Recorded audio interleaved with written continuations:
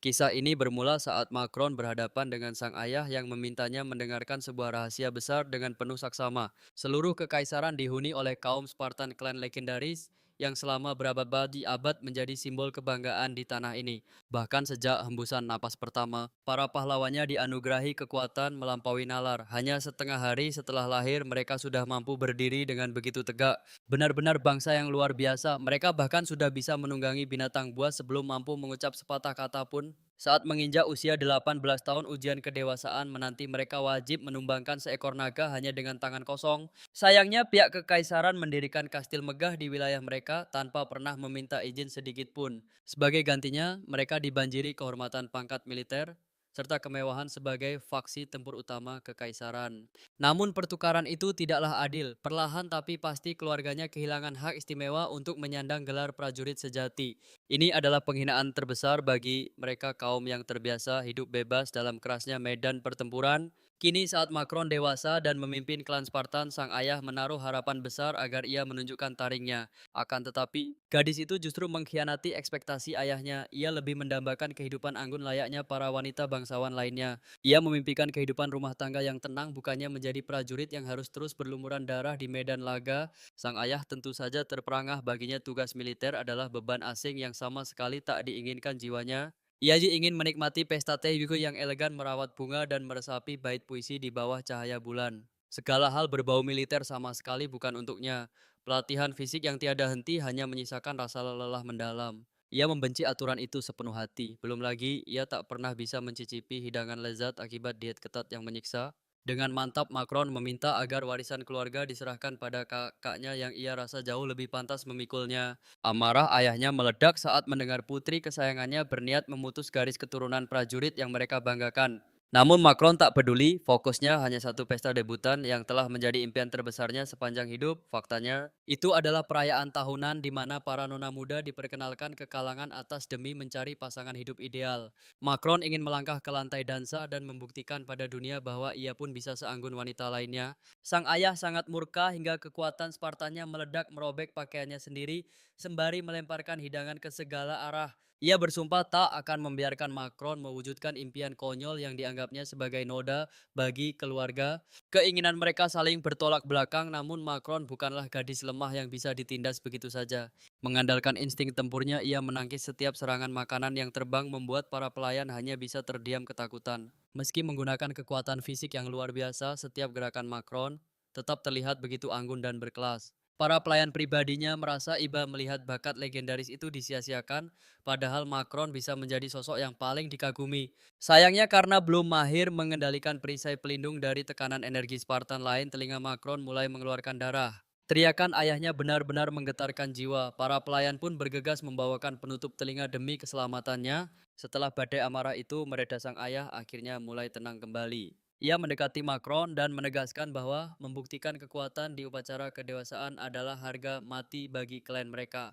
Ia tak sudi membiarkan putrinya bersolek layaknya boneka cantik. Aspirasi Macron pun tenggelam dalam ego sang ayah. Hati Macron hancur berkeping-keping mendengar keputusan dingin itu. Ia mendambakan secercah pengertian, namun ucapan ayahnya justru menghina martabat seluruh wanita di kekaisaran. Perdebatan sengit pun berlanjut. Macron bersikeras bahwa jasa kaum Spartan di masa lalu sudah lebih dari cukup. Ia merasa tak perlu lagi membuktikan kehormatannya dengan cara kuno seperti membantai seekor naga. Ia tak habis pikir mengapa ayahnya tidak bisa membiarkannya hidup dengan tenang dan damai. Mereka terus berselisih hingga malam tiba. Macron terbaring lesu di ranjang dengan telinga yang kini terbalut kain kasa. Ia terpaksa memejamkan mata, membiarkan keheningan malam menyembuhkan luka fisik dan batinnya secara perlahan. Ia sadar akan kekuatan dahsyat di dalam dirinya, namun ia pun tahu bahwa dunia jarang mencintai mereka yang terlalu kuat. Manusia cenderung menjauhi mereka yang terlihat menonjol dan berbeda dari orang kebanyakan. Ibunya, wanita terkuat di kekaisaran, adalah pahlawan tak terkalahkan yang namanya menggema di seantero negeri. Namun Macron tahu sang ibu sangat kesepian. Hingga di suatu malam buta ia memilih pergi meninggalkan segalanya demi kegelapan. Kenangan itu menyerbu, membuat air matanya pecah tak terbendung seketika. Namun ketukan pintu sang ayah memutus segalanya, memaksanya tunduk pada kehendak absolutnya. Sang ayah tahu ia istimewa, namun demi pernikahan nama besar Spartan harus ia kubur selamanya. Menjadi ibu rumah tangga biasa, itu bukan takdirnya melainkan sebuah penjara bagi jiwanya. Tapi Macron memilih bungkam tak ada gunanya menentang keras kepala sang ayah saat ini. Ia bertekad mengejar hidup normal mekar dengan anggun meski badai pengorbanan siap menerjangnya. Fajar menyingsing para pelayan segera bergegas menyiapkan sang nona demi pesta dansa impiannya. Tak percaya rasanya akhirnya sang count luluh dan memberinya izin menapakkan kaki di aula dansa. Deretan gaun mewah telah disiapkan menanti untuk dipilih demi malam yang paling menentukan. Hatinya melambung tinggi, restu sang ayah adalah kunci kebebasan yang selama ini ia dambakan. Gaun merah membara pun dipilih membuat semua orang terpana melihat pesona sang dewi yang bangkit. Kereta kencana membawanya menuju ibu kota kekaisaran berharap pesta itu mengakhiri kesepian yang menyiksa. Dalam diam, ia berdoa semoga takdir mempertemukannya dengan pria yang sanggup menggetarkan palung hatinya. Sepanjang jalan benaknya dipenuhi fantasi tentang bagaimana ia akan menarik perhatian sang pangeran impian. Begitu banyaknya angan hingga tanpa sadar roda kereta telah membawanya jauh melintasi waktu. Macron menekan debar jantungnya, seorang lady sejati harus selalu tampil anggun tanpa celah sedikit pun. Aturan emas bangsawan menuntut ketenangan mutlak meski gejolak dalam dadanya meronta ingin meledak. Begitu kereta berhenti, ia tak sanggup lagi menunggu dan langsung berlari keluar dengan penuh semangat. Namun malang pemandangan di depannya menghancurkan segala ekspektasi manis yang ia bangun. Ia terdampar di tanah tandus ditinggalkan begitu saja oleh sang kusir yang melesat pergi tanpa penjelasan. Seketika ia sadar cinta sang ayah hanyalah racun manis yang sengaja disiapkan untuk menjebaknya. Rasa sesal mulai menggerogoti jiwanya, ia mengutuk dirinya sendiri karena telah bersikap begitu naif. Seandainya ia tak terlelap, mungkinkah ia bisa menyadari pengkhianatan ini dan tiba di pesta tepat waktu. Tiba-tiba sesosok naga merah raksasa muncul dari kegelapan hutan membelah keheningan dengan aura mencekam. Macron berpikir apakah kematian monster ini akan menjadi bukti mutlak atas kemampuannya di mata sang ayah. Namun ia paham pembunuhan ini takkan memberinya damai, maka ia memilih untuk menaklukkan sang naga. Dengan kekuatan sihirnya, ia memanggil kilatan petir untuk menyambar dan menundukkan sang monster legendaris. Seketika pria misterius bermata emas muncul menghadang memikat pandangan dengan ketampanan dan suara beratnya. Pria itu berteriak lantang memintanya segera menjauh dari bahaya maut yang mengintai di depan mata. Ia menyuruh Macron kabur sementara ia menahan naga itu sendirian membuat Macron tertegun keheranan. Benar-benar pria bodoh, gumamnya dalam hati tak habis pikir dengan aksi heroik yang terasa sia-sia itu. Tak memedulikannya ia justru merapal rantai gaib untuk menjerat dan menunggangi naga itu dengan perkasa. Malang di angkasa tinggi, ia justru diserbu kawanan bebek yang mematuk kepalanya tanpa ampun. Setelah berhasil lolos ketenangan pun kembali, namun pita merah kesayangannya kini telah hilang tertiup angin. Ia nyaris terjatuh demi mengejar pita itu, namun sihirnya meredup dan sang naga kembali memberontak. Sang naga memiliki trik pertahanan terakhir, ia rela memutuskan ekornya sendiri demi meloloskan diri. Dan benar saja naga itu pun lepas membiarkan Macron terjun bebas menuju tanah yang keras. Gaun merahnya tersangkut di dahan pohon menyelamatkannya dari maut meski tubuhnya kini penuh luka dan lumpur. Kepedihan mendalam menyelimutinya, impian pesta dansa itu kini hancur berkeping-keping di bawah kakinya. Waktu pun telah habis dan muncul dengan kondisi berantakan hanya akan menjadikannya bahan tertawaan seisi kekaisaran. Teringat sosok sahabat lama, Macron bertekad menemuinya sebagai satu-satunya harapan yang tersisa. Bayangan masa kecil terlintas saat sang ayah mengadakan pesta teh megah bagi para nona bangsawan. Ada ekler sosok gadis yang kecantikan dan keanggunannya selalu berhasil memukau siapapun yang memandang.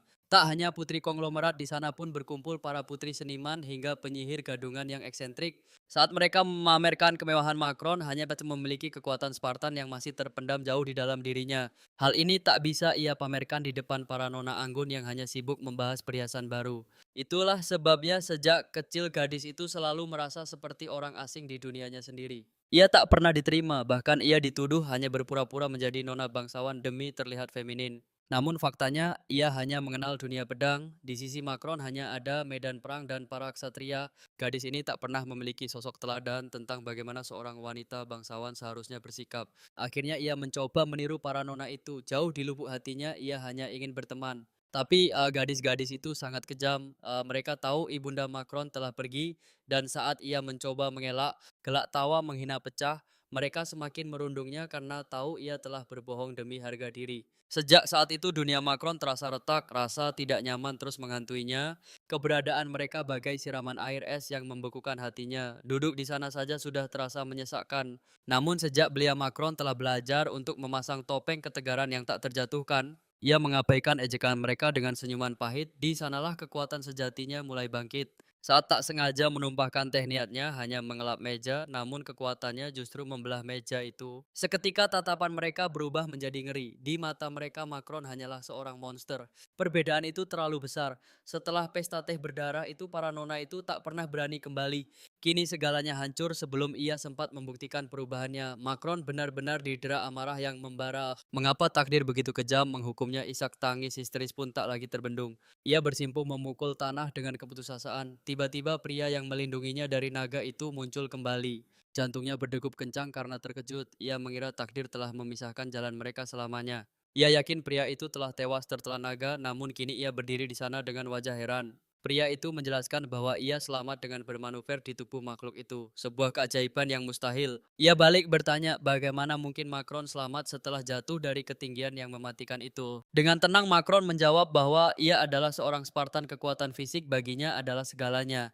Pria itu meletakkan tangan di dada dan seketika cahaya suci berpendar menyelimuti jemarinya. Sambil tersenyum ia mengakui kehebatan kaum Spartan yang legendaris itu. Macron tertegun melihat pemandangan tersebut. Ia baru menyadari bahwa pria ini bukanlah ksatria biasa, melainkan seorang pris dengan kekuatan suci. Rasa penasaran membuncah. Dari keluarga mana asal pria yang mampu menyembuhkan luka secepat kilat ini? Terungkaplah identitasnya. Ia berasal dari keluarga Tirioni, penguasa wilayah timur yang misterius. Macron tersentak. Nama Tirioni identik dengan bayangan kematian yang ditakuti oleh seantero negeri. Konon kutuk dan wabah bermula dari tempat mereka tinggal. Sebuah nama yang mengundang teror. Mereka itu adalah keluarga yang kehadirannya saja mampu melayukan bunga dan menghancurkan pepohonan. Macron tak menyangka pembawa wabah seperti mereka justru memiliki kemampuan penyembuhan yang luar biasa. Saat jemari pria itu menyentuhnya, seluruh luka di tubuh Macron lenyap dalam sekejap mata. Energi murni membanjiri tubuhnya. Ternyata sihir inilah yang membuatnya selamat dari maut saat terjatuh.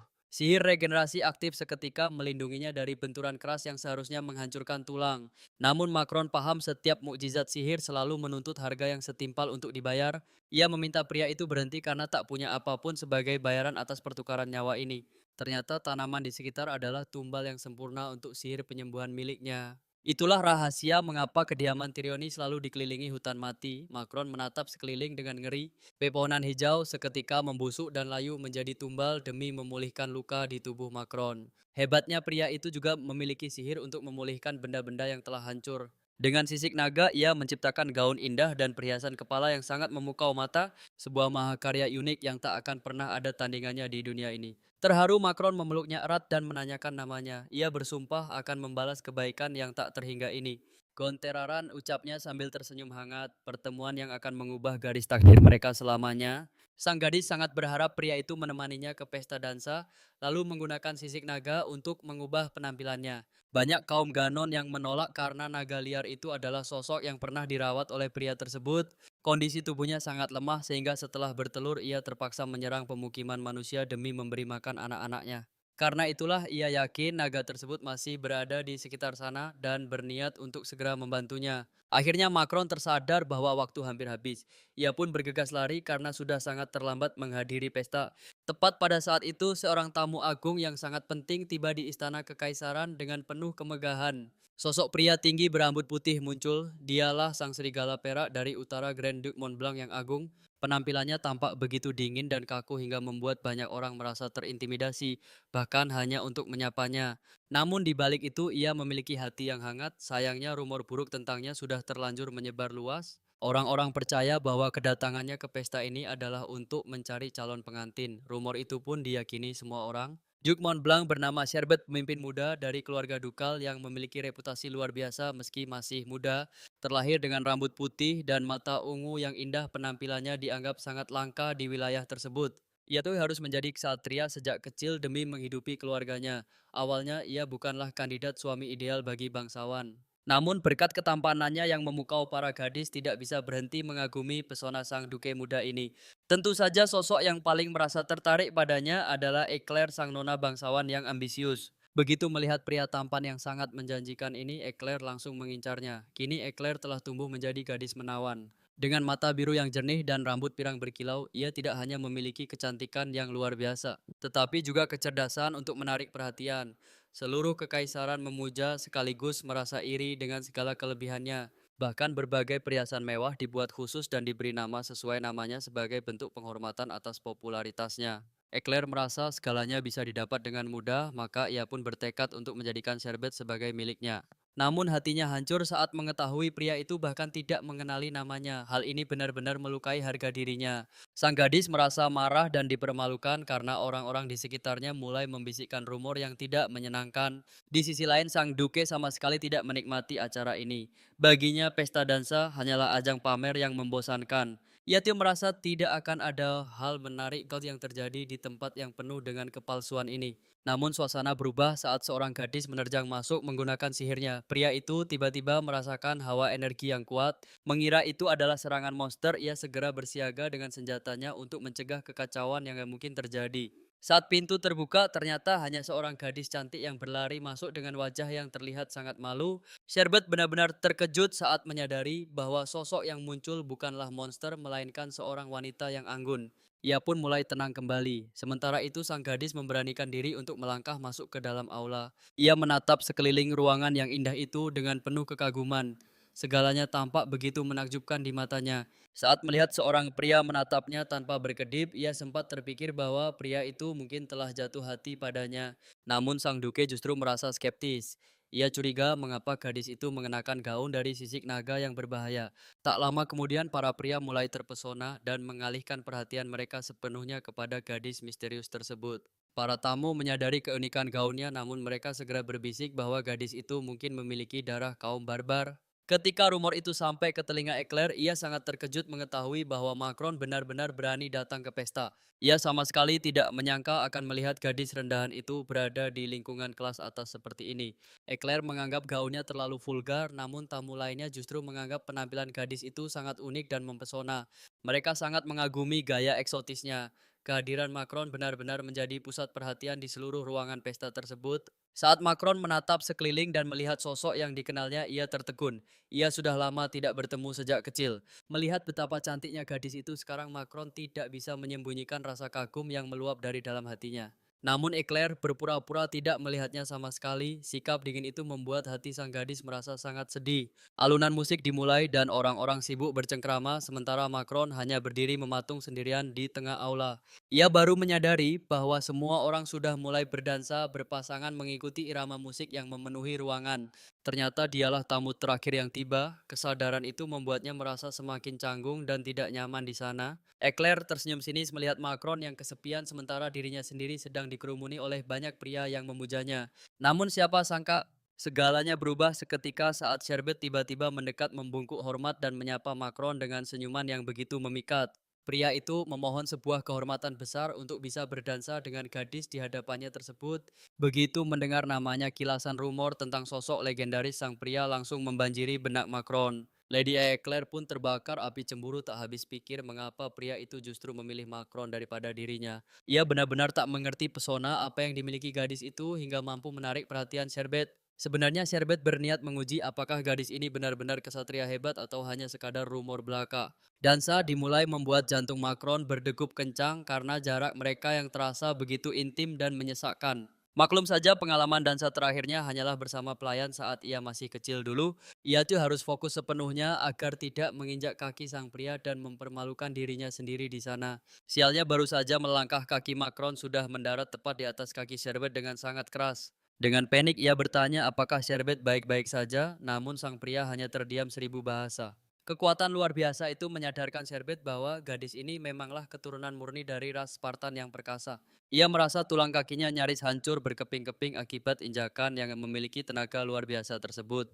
Bagaimana mungkin gadis yang tampak anggun ini memiliki tenaga monster yang sanggup mematahkan kakinya? Macron merasa sangat bersalah karena telah menyebabkan rasa sakit dan ketidaknyamanan pada pasangan dansanya. Matanya mulai berkaca-kaca saat menyadari bahwa kecerobohannya tadi bisa berakibat sangat fatal bagi Sherbet. Anehnya dansa terus berlanjut hingga semua mata memandang mereka dengan penuh kekaguman dan pujian selaras.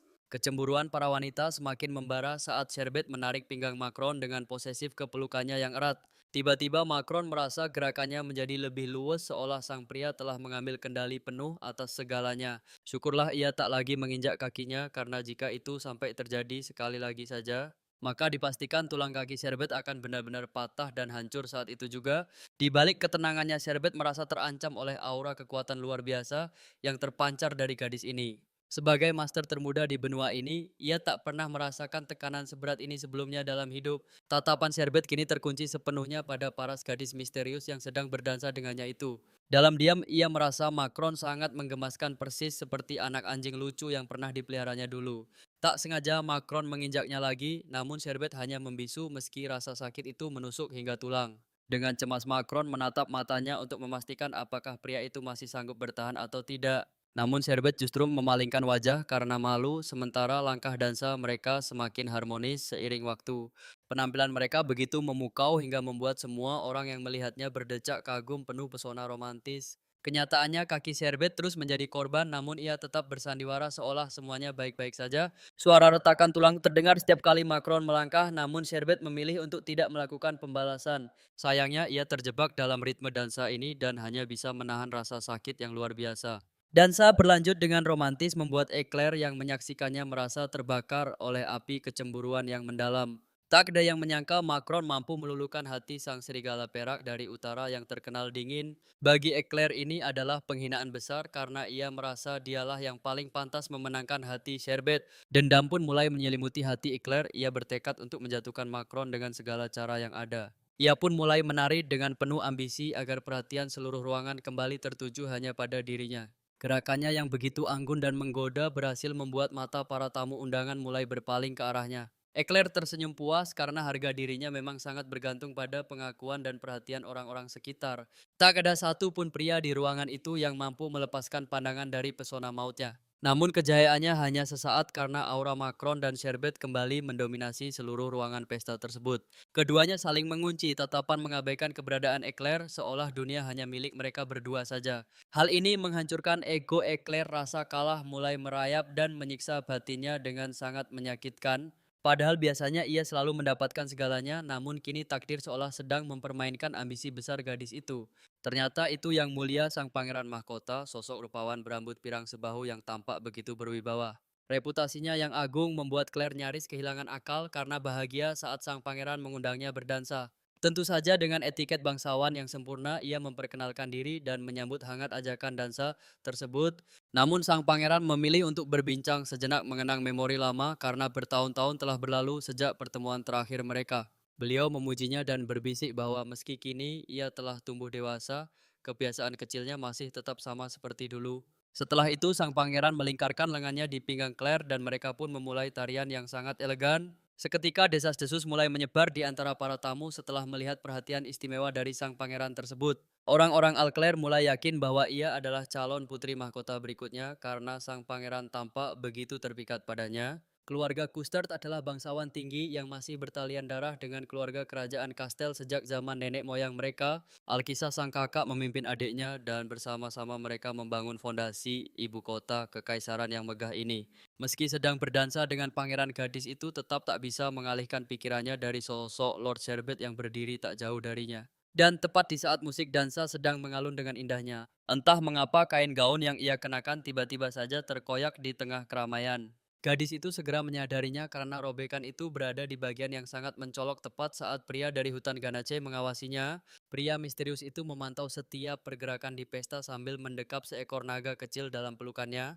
Entah kenapa bayangan gadis itu terus menghantui pikirannya dan ia sangat ingin menemuinya lagi meski sadar itu mustahil. Begitu Makronone menyadari bahwa gaunnya mulai hancur berantakan. Ia segera memohon maaf pada sang pangeran dan bergegas menjauh, teringat peringatan bahwa gaun ajaib itu takkan bertahan selamanya. Benar saja, tepat saat lonceng tengah malam berdentang dengan kerasnya. Seluruh gaun dari Sutra Naga itu hancur berkeping-keping, meninggalkannya dalam kondisi yang sama mengenaskannya saat ia jatuh dari naga. Sontak saja insiden memalukan itu langsung menjadi pusat perhatian seluruh orang di aula tersebut.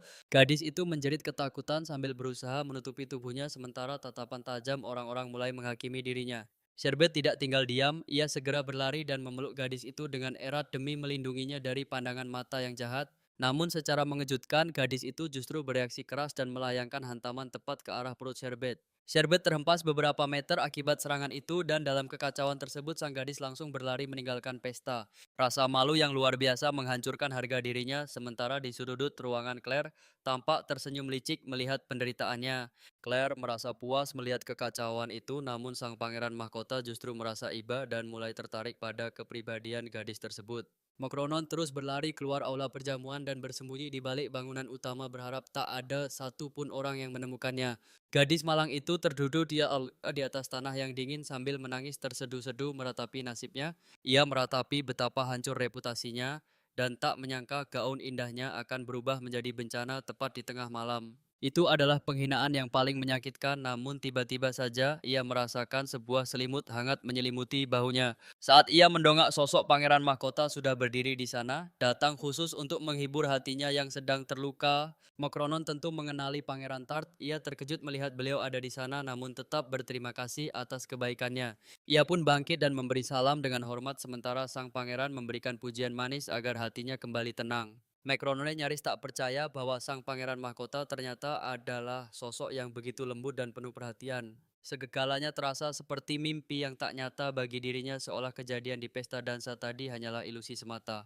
Kini setelah kegagalan yang memalukan ia justru berbicara berdua dengan Pangeran Tart hingga suara langkah kaki orang mencarinya terdengar. Sang pangeran memberi isyarat bahwa ia belum ingin kembali dan meminta Mecronone untuk merahasiakan keberadaannya di sana. Sebelum beranjak pergi sang pangeran dengan tulus memujinya sebagai wanita yang sangat baik hati. Beliau melambaikan tangan dan tiba-tiba menghilang secara misterius membuat Mecronone terpaku melihat keajaiban yang belum pernah ia saksikan sebelumnya. Setelah pertemuan singkat yang berkesan tersebut, sang gadis mulai bertanya-tanya apakah takdir akan mempertemukan mereka kembali karena ia sangat menikmati kehadiran yang mulia Tart. Sementara itu, di tengah kegelapan hutan Ganos yang sedang menggendong naga kecil tiba-tiba merasakan sesuatu yang janggal. Sebuah zis energi hitam pekat yang mengerikan muncul di hadapannya.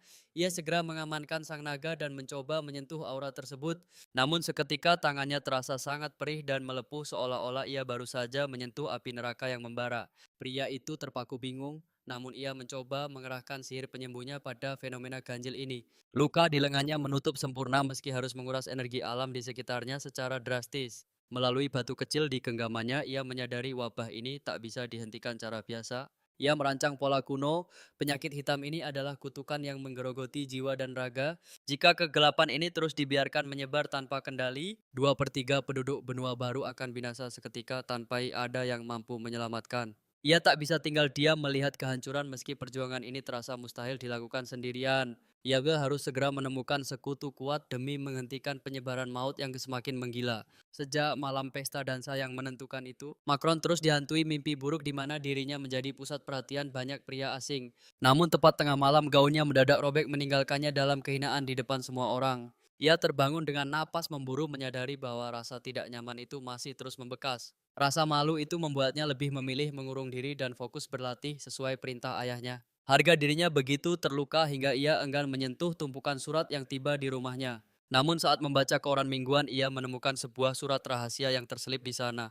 Ia tak mengenali siapa pengirim misterius di balik surat tak bertuan itu, namun rasa penasarannya memuncak saat melihat stempel resmi milik Sang Duk dari Sherbet. Jantungnya berdegup kencang, ia tak menyangka Sang Duk benar-benar menulis pesan pribadi untuknya. Dan di dalam baris kalimat itu, Sang Duke mengaku sangat terpukul karena mereka berpisah tanpa sempat mengucapkan satu kata pamit. Macron tertegun teringat kembali bagaimana ia lari dari pesta dansa dengan perasaan kalut. Ia melarikan diri karena ketakutan, namun pria itu justru datang mencarinya dengan penuh perhatian. Tak berselang lama, sosok yang ia pikirkan muncul. Sang Duke datang berkunjung secara langsung. Suasana menjadi sangat kaku, namun Sherbet langsung bertanya tentang kondisinya dengan nada sangat lembut. Kepergiannya yang tiba-tiba malam itu benar-benar mengusik ketenangan dan membuat Sang Duke sangat cemas. Sang Duke menyarankan ramuan herbal Buckthorn sebagai pelindung dari serangan hawa dingin di utara.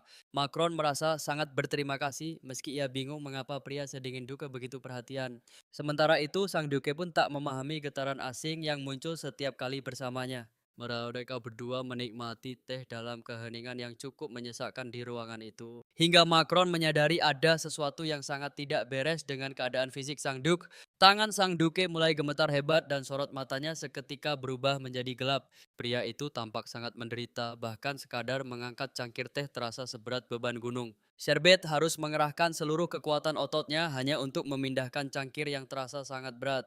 Dan saat cangkir itu terangkat tangannya tak berhenti bergetar karena beban luar biasa tersebut.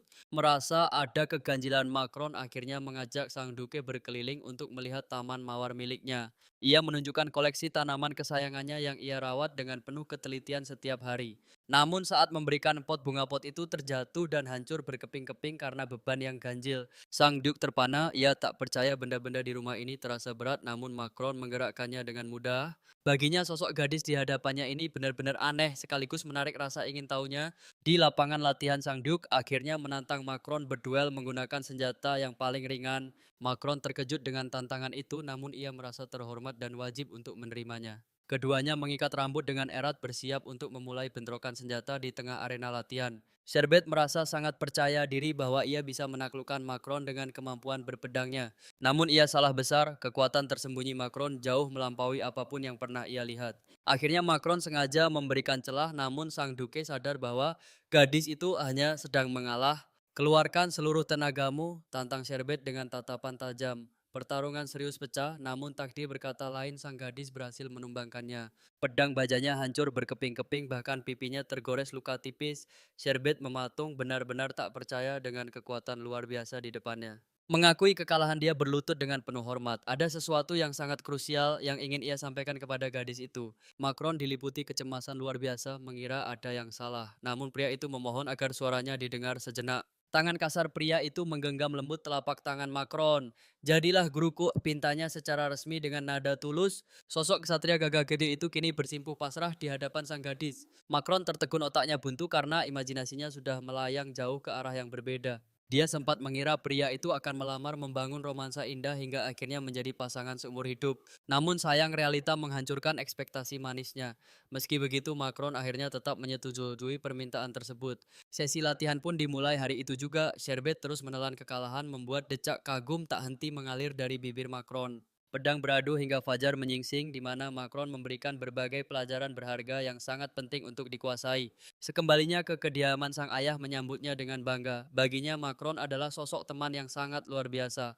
Kau telah mencuri hati Sherbet, ucap ayahnya. Kalimat itu terus terngiang membuat Macron ragu apakah itu benar-benar kenyataan. Sebenarnya dia sang gadis sudah mengetahui cukup banyak tentang rekam jejak Sherbet. Sebagai putra sulung keluarga Montblanc dari utara, ia tercatat sebagai sahabat terdekat dalam sejarah pencapaian para nona Macron. Gelar guru bagi pria sekelas Duque membuat Macron merasa sangat tersanjung sekaligus bangga akan kemampuan hebat yang dimilikinya. Di beranda malam itu, ia merenung sendirian. Kapankah Ganache akan berkunjung setelah pertemuan singkat mereka baru-baru ini? Janjinya untuk datang begitu meyakinkan namun hingga detik ini sosok-sosoknya belum juga menampakkan diri. Tiba-tiba suara asing yang mencurigakan memecah keheningan dari arah jendela yang terbuka lebar. Saat melangkah ke beranda untuk memeriksa sesosok pria bermasker dengan lincah melompat masuk ke wilayah pribadinya. Macron menjerit ketakutan, di tangan pria misterius itu tergenggam sebuah tongkat dengan lampu yang memancarkan cahaya redup. Karena merasa terancam, sang gadis memutuskan bertindak cepat dengan memukulnya hingga jatuh pingsan. Saat topengnya dibuka, ternyata itu Ganache rasa bersalah langsung menyergap Macron karena telah salah paham dan melukainya. Dengan perasaan panik, dia berusaha keras untuk segera menyadarkan pria malang tersebut. Sambil membawa air dingin dan kompres untuk mencegah geger otak langkahnya terhenti saat melewati area perpustakaan. Sebuah rasa penasaran tiba-tiba menyelinap masuk ke dalam benaknya saat itu. Ia menduga ada beberapa dokumen rahasia di sana yang mungkin saja berkaitan dengan misteri wilayah Taran. Benar saja ia menemukan buku tentang Turina, nama resmi wilayah yang terletak di timur ibu kota kekaisaran. Tanah terkutuk yang dipenuhi wabah sebuah padang tandus di mana kehidupan mustahil bertahan selama berabad-abad. Tempat terpencil yang begitu mengerikan hingga semua orang takut mendekat. Kekaisaran bahkan harus mati-matian mengisolasinya. Namun segala harapan tampaknya telah musnah. Mereka tidak mampu menyembuhkan tanah terkutuk beserta seluruh isinya tersebut. Semuanya sia-sia, Taran akhirnya dihapus dari segala upacara resmi tahunan demi mencegah penyebaran penyakit yang mematikan. Rumor menyebutkan bahwa setiap wabah lahir dari eksperimen manusia ilegal yang dilakukan di laboratorium paling mengerikan di sana. Berdasarkan catatan sejarah yang tertulis, wilayah itu adalah personifikasi dari kejahatan murni. Tapi bagi sang gadis Ganache sama sekali tidak terlihat seperti itu. Pria itu berbeda. Macron menolak percaya pada rumor busuk tersebut karena instingnya hampir tidak pernah meleset. Setelah kembali dan membersihkan lukanya, Ganache perlahan-lahan mulai terbangun dari pingsannya. Macron tersentak kaget, ia tidak menyangka pria itu akan membuka matanya secepat ini. Ia hendak memohon maaf, namun karena terkejut, ia justru memukulnya lagi. Sungguh sebuah kejutan yang konyol. Tiba-tiba tongkat di sampingnya bersinar terang dan memar di wajah pria itu perlahan menghilang secara ajaib. Keluarganya dikabarkan membawa kutukan yang mampu menyebarkan kematian ke seluruh penjuru benua. Dimanapun mereka berada, tak ada pohon ataupun rumput yang tumbuh. Mereka dianggap hanya membawa kehancuran. Namun kebenarannya adalah mereka menyerap energi kehidupan hanya untuk menyembuhkan jiwa-jiwa lain yang menderita. Sayangnya orang-orang tidak mengetahui fakta ini dan buru-buru menghakimi sesaat setelah sang pria pulih. Ia membuka matanya kembali, lalu dengan cepat menggenggam tangan sang gadis agar tak terkena pukulan kejutan lagi. Pria itu terduduk lemas saat rasa sakit menusuk kepalanya bagai ribuan jarum. Macron bergegas menjelaskan keberadaannya dan alasan dibalik kepanikan yang ia timbulkan. Sang pria mengaku datang demi meminta bantuannya. Setelah meraih pena dan kertas, ia melukis noda hitam pekat sambil menceritakan kengerian di tengah hutan. Ia memperingatkan bahwa kegelapan itu hanya akan membawa kehancuran dan maut. Tanpa ragu, Macron mempercayainya karena teringat akan legenda kuno yang pernah diajarkan gurunya. Bantuan pun menjadi harga mati. Faktanya malapetaka dimulai saat darah terkutuk menyerap ke dalam tanah setelah Puramon bangkit. Aliran energi mani memicu reaksi tak wajar yang merambat melalui nadi bumi. Kekuatan pembusuk itu meledak ke permukaan siap menelan segala kehidupan di sekitarnya tanpa sisa. Kita harus memutus rantai kutukan ini sebelum jurang keputusasaan menelan lebih banyak korban, tegas sang pria. Ia meyakinkan Macron bahwa persatuan mereka adalah satu-satunya cara menghentikan wabah hitam yang mengancam benua. Meski ia adalah kunci keberhasilan, Macron tidak lantas memberikan persetujuannya dengan mudah. Dengan tatapan tajam, ia menuntut imbalan setimpal atas taruhan nyawa yang akan ia lakukan. Walau sempat berharap pada ketulusan sang pria sadar bahwa misi ini terlalu berisiko untuk dilakukan tanpa upah, di tengah keputusasaan Ganache hanya memiliki satu hal berharga untuk ditawarkan, yaitu dirinya sendiri. Ia bersumpah akan menjadi pelindung dan penyembuh setianya selamanya, mempertaruhkan segalanya demi tetap berada di sisi Macron. Macron tentu tidak menyangka tawaran berani itu. Bukan itu yang ia harapkan, namun pengorbanan besar pria itu membuatnya terperangah tak percaya. Ia membayangkan imbalan berupa harta slava atau pernikahan politik, bukannya pengabdian jiwa dan raga yang begitu murni. Terbawa emosi, Macron melayangkan pukulan bertenaga super yang kembali mendarat telak di tubuh pria-pria itu. Pria malang itu jatuh pingsan seketika. Meski merasa sedikit bersalah, Macron butuh kesunyian untuk menenangkan gejolak batinnya. Akhirnya rasa lelah menang dan ia pun terlelap dengan tenang di samping Ganache. Fajar menyingsing memperlihatkan mereka yang saling memeluk membuat pelayan yang masuk membelalak kaget karena syok. Keduanya terbangun dalam suasana canggung yang kental. Macron segera memohon agar rahasia ini tak sampai ke telinga ayahnya yang rewel. Sang pelayan pun tidak membantah. Demi menjaga rahasia, ia bahkan membawakan sarapan hangat ke kamar agar mereka bisa makan dengan tenang. Usai makan, Macron mengajak Ganache menelusuri kota untuk mengunjungi toko barang antik langganannya. Cara halus agar mereka bisa terus berduaan lebih lama. Terkejut namun tak punya alasan menolak, Ganache mengiyakan ajakan itu hingga mereka tiba di depan toko antik. Kecintaannya pada tanaman membawa langkah mereka mampir ke toko bunga yang memanjakan mata. Ia pun mencari benih bunga baru dan pot pengganti untuk mengganti vas yang dihancurkan sang duke tempo hari. Ganache terpesona melihat binar kebahagiaan di mata Macron saat ia memilih bunga-bunga cantik itu dengan riang. Di tengah momen manis itu, hawa keberadaan jahat tiba-tiba menusuk punggung Ganache dengan tajam. Saat menoleh, ia mendapati sosok misterius berkerudung yang memancarkan aura noda hitam yang mengerikan. Menyadari kegelisahan Ganache yang mulai membuntuti orang itu, Macron bertanya dengan nada penuh selidik. Kita harus menangkapnya. Dengan kekuatan ala Spartan, Macron melesat secepat kilat mengejar target misterius tersebut. Cengkeramannya pada jubah sang pria begitu kuat hingga targetnya tak mampu bergeser seinci pun. Merasa terdesak, pria misterius itu nekat menghunuskan senjata demi membebaskan diri dari jeratan Macron.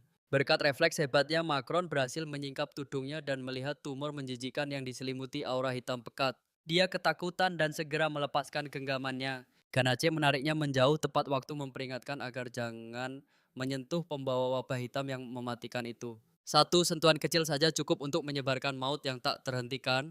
Wabah itu menyebar berapi yang melalap benua hingga mencapai gerbang istana, memicu kepanikan luar biasa. Laporan rinci tentang ancaman ini sayangnya hanya dianggap sebagai angin lalu oleh para bangsawan sombong. Dianggap omong kosong belaka, sang pangeran justru lebih memilih menikmati mandi air hangat sambil membaca surat Claire.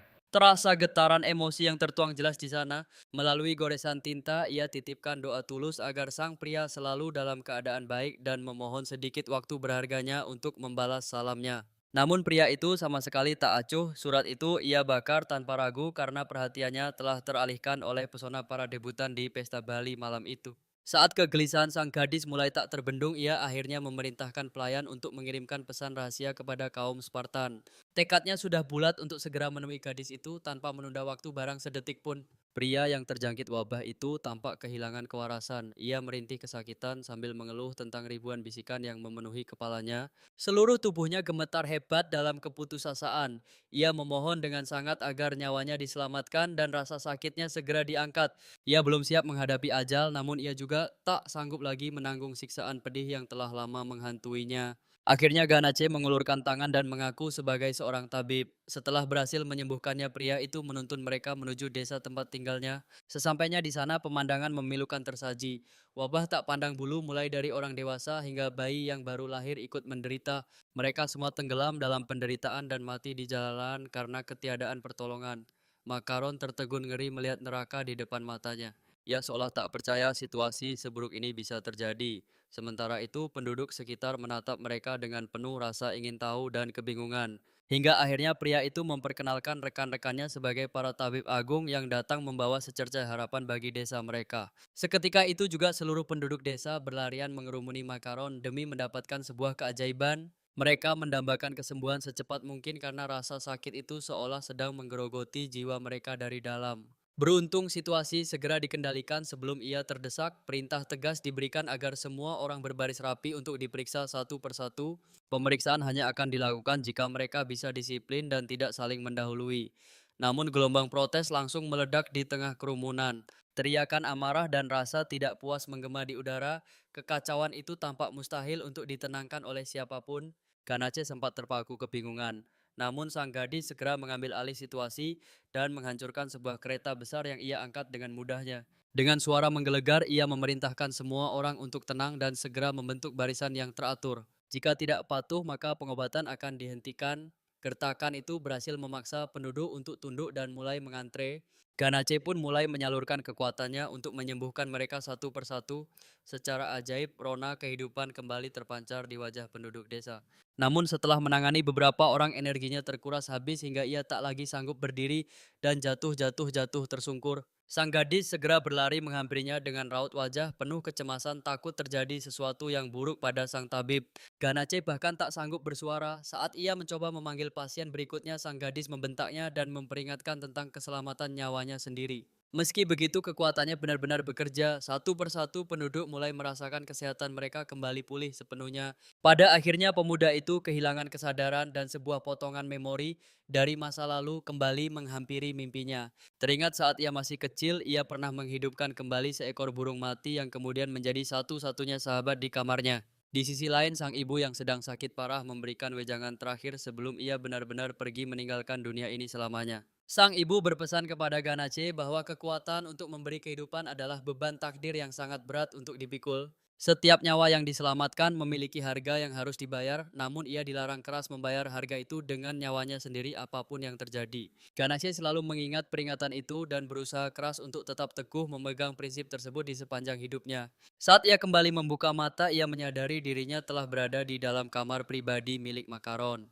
Perasaan kecewa menyelimutinya karena ia tak menyangka kejadian yang sama akan terulang kembali. Ingatannya tentang para pasien pun masih sangat jelas. Ia segera menanyakan kondisi mereka karena ia sama sekali tidak memahami bagaimana ia bisa pingsan secara tiba-tiba. Pemuda itu mencoba untuk bangkit berdiri, namun rasa sakit yang luar biasa tajam menghantam kepalanya hingga ia tak berdaya.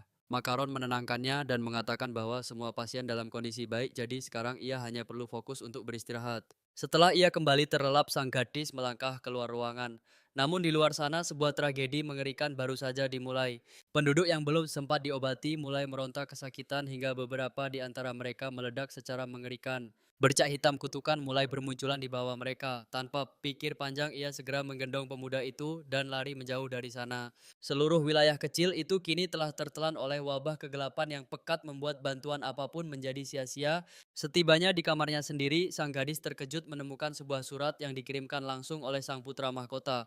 Meski awalnya tak menyangka akan menerima balasan, ia merasa ini adalah kesempatan emas baginya untuk mengirimkan pesan balasan. Dalam suratnya, ia menuliskan tentang sesuatu yang harus segera dikembalikan dan memohon waktu sang pangeran agar mereka bisa bertemu secara rahasia. Tentu saja saat Tart membaca surat dari gadis itu, raut wajahnya menunjukkan rasa terkejut yang luar biasa. Ia tertawa penuh kemenangan, namun di saat yang sama awan mendung mulai menyelimuti istana karena wabah hitam telah mencapai pusat kekaisaran. Namun pria itu sedikit pun belum menyadari bahaya yang mengintai. Segalanya baru saja dimulai hingga Tart mengirimkan surat rahasia mengenai lokasi pertemuan mereka. Istana megah menjadi saksi bisu saat sang gadis bersolek cantik menuju ke sana. Kemegahan arsitektur itu membuatnya terpaku apalagi saat melihat patung emas sang putra mahkota. Ia tak menyangka pria itu memiliki harga diri setinggi langit. Pesona visualnya memang luar biasa hingga memikat banyak wanita namun hatinya pun tak kalah menawan. Gaya kepemimpinannya yang unik membuat rakyat sangat mencintai sosoknya. Setibanya di sana, pelayan mengantar Mekronon ke taman indah beraroma bunga favoritnya. Pemandangan itu sungguh memanjakan mata, meski rasa janggal mulai menyelimuti hatinya. Tiba-tiba, sang putra mahkota muncul dan melangkah gagah menghampirinya. Ia menyapa dengan hangat dan memuji keanggunan gaun yang dipilih sang gadis. Mekronone memang tampak sangat mempesona dan manis dalam balutan busana tersebut. Pangeran memetikkan bunga spesial namun aromanya membangkitkan dejavu yang terasa sangat asing. Sang pangeran pun tampak terkejut mendengar pengakuan misterius tersebut.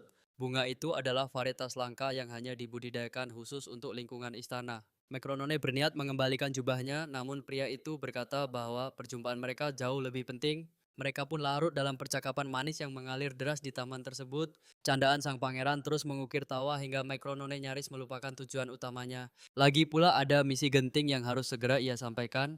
Kesadarannya pulih, suaranya berubah serius saat mulai membahas tentang wabah hitam. Makronon bergumam penyakit misterius tanpa asal-usul kini mulai menjalar di wilayah Spartan. Maut mengintai semata orang mulai dari wanita, anak-anak hingga menyebar ke seluruh penduduk. Ia mengaku upayanya bersama Count Teranoi masih belum cukup untuk membendung bencana ini. Itulah alasan kuat mengapa ia harus segera menemui sang putra mahkota. Sebenarnya pangeran sudah mendengar rumor buruk tentang Ganache dan cenderung mempercayainya. Ia menduga Ganache adalah pembawa wabah, namun Mekronone meyakinkannya bahwa itu hanyalah fitnah. Ia meminta pangeran mengabaikan gosip itu hingga tiba-tiba tatapan Tart berubah menjadi dingin. Jika situasi seburuk itu, mengapa kalian tidak segera melapor pada otoritas tertinggi? Pertanyaan tajam itu seketika membuat lidah sang gadis keluh seribu bahasa. Meski penuh risiko, akhirnya sang pangeran setuju untuk mengawasi situasi darurat tersebut. Hati Mekronone lega berharap Ganache tidak keberatan menerima bantuan dari pihak istana. Saat malam tiba ia berpamitan sambil berharap bisa berkunjung ke tempat ini lagi. Tentu saja Tart sama sekali tidak merasa keberatan dengan permintaan itu. Ia justru mempersilakannya datang kapanpun karena ia sangat menikmati kebersamaan mereka. Saat rintik embun membasahi aula Micronon justru berpapasan dengan Eclair dan kawannya. Pertemuan tak terduga itu memicu kemarahan Eclair yang langsung menatapnya dengan penuh kebencian. Sedang apa kau di sini? Apa kau punya urusan gelap dengan pangeran? Kecemburuannya meledak, sementara Mekronon hanya bisa mendesah melihat sikap kekanak-kanakan rivalnya itu. Tanpa memberikan penjelasan panjang lebar, ia memilih pergi dan meninggalkan Eclair yang kesal. Mokronone bingung melihat kemarahan itu, namun perhatiannya teralih saat sosok Adama mendekat.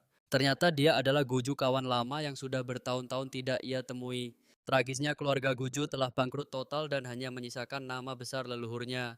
Kejatuhan mereka bermula saat riset kimia Count Crescent terbukti palsu dan penuh kebohongan. Skandal itu memaksa keluarganya membayar denda fantastis yang menghancurkan seluruh aset mereka.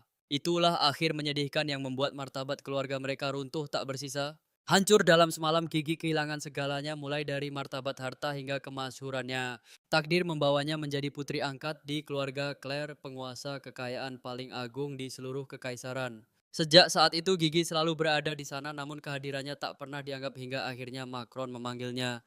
Terkejut namun senang ia mengajak Macron berjalan menuju kereta untuk merajut kembali kenangan yang sempat terputus. Sekembalinya ke kediaman ia bergegas mencari keberadaan Ganache, namun ruangan itu terasa sunyi senyap. Ranjang itu tampak kosong melompong hanya menyisakan hawa dingin yang menusuk Sukma. Dengan jantung berdebar kencang ia segera berlari mencari pelayan demi menanyakan kemana perginya pria itu. Sang pelayan menjelaskan bahwa kemungkinan besar ia berada di taman tempat persembunyiannya sepanjang hari ini. Benar saja, di antara hamparan bunga yang bermekaran Macron menemukan sosok pria yang sedang terduduk lesu. Sebuah buku masih tergenggam di tangannya, namun ia telah terlelap karena kelelahan yang amat sangat.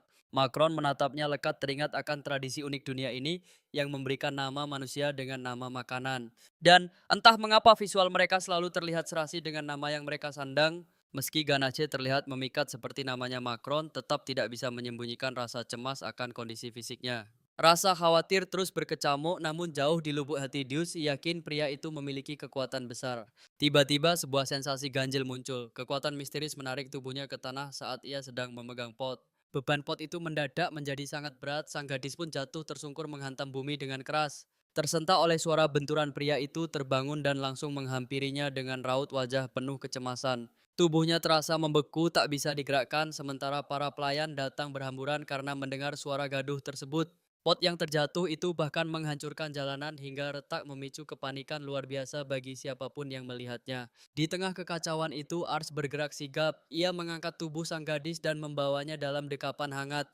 Ia berjanji akan menjaganya dengan sepenuh hati, lalu mulai memeriksa kondisi tubuh sang gadis dengan sangat teliti. Hasilnya mengejutkan, ia dinyatakan sehat sempurna, namun Macron bersikeras bahwa ada sesuatu yang salah dengan dirinya. Jika ia memang sehat, lantas kekuatan gaib apa yang telah membuatnya jatuh tak berdaya?